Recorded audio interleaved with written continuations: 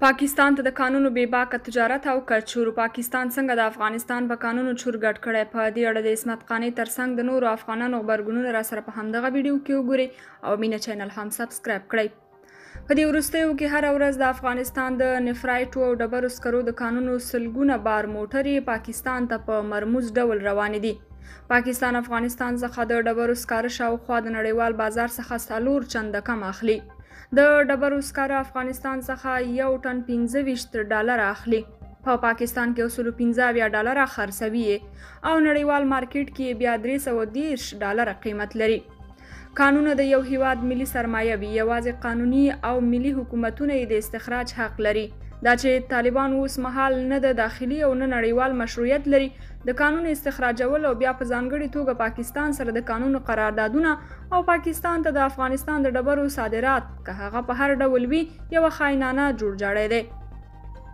په داسې حال کې چې پاکستان هم ښه پوهیږي چې طالبان ملي او نړیوال مشروعیت نه لري، بیا په دومره عجله د قانون قراردادونه له طالبانو سره په څه معنا؟ آیا دا خپل شکونه نه راپورته کوي؟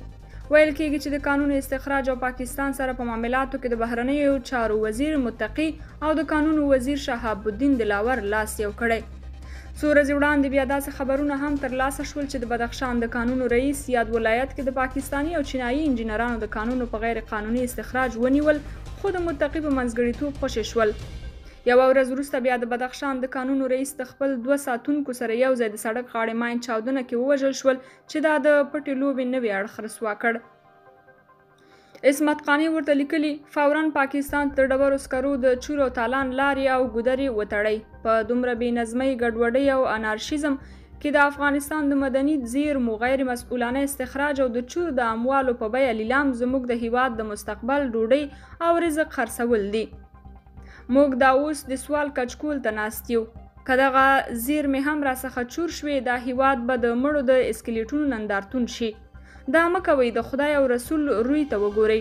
موږ همدا اوس له مرکزي اسیا څخه برېښنا په لوړه بیه اخلو او په خپله د برېښنا د تولید د انرژۍ زیرمې د چور او چپاول په بازار کې په نه بیه خرڅوو.